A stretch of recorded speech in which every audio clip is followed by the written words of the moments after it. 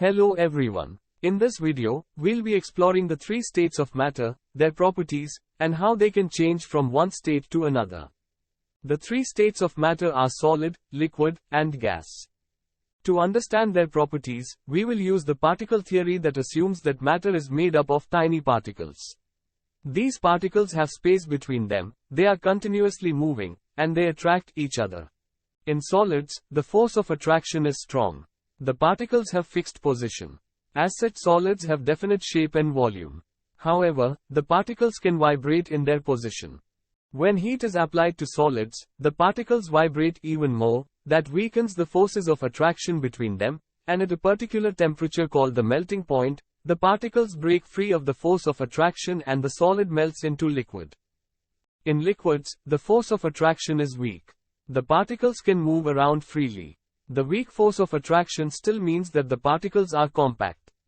This means that liquids have definite volume, but its shape can change and can take the shape of its container.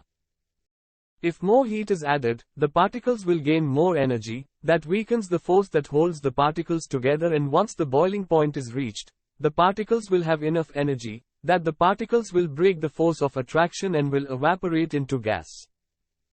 In gases, the force of attraction between the particles is very weak. So, the particles can move around by themselves, and hence gases don't keep a definite shape and volume. Gases take the shape and volume of its container. Gas particles move in straight lines and hit each other and the walls of its container to create randomness in their motion. This random motion generates pressure, which is the force exerted per unit area by the gas particles on the walls of the container. When a gas is further heated, the particles gain more energy, and it will expand if the container is expandable like a balloon, or it will increase the pressure if the container is fixed like a cylinder. On the other hand, if a gas is cooled enough, the particles will lose energy. The force of attraction between them will increase, condensing the gas into a liquid. And if we cool a liquid further, the force of attraction between the particles will increase further, freezing the liquid into a solid. Until now, we studied how matter changes from one state to another by changing temperature. But pressure plays an important role. By reducing the pressure, solids can directly turn into gas. This process is called sublimation. Similarly, gas can turn directly into solid. This process is called deposition.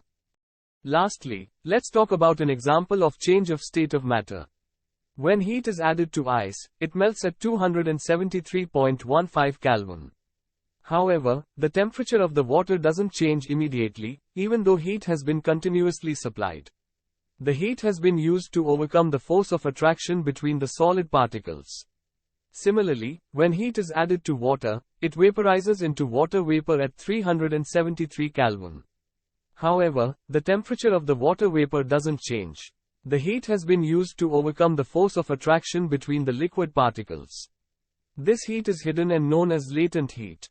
So, the next time when steam burns more than boiling water, think about latent heat. Understanding the states of matter is essential to understanding the physical world around us. Thanks for watching.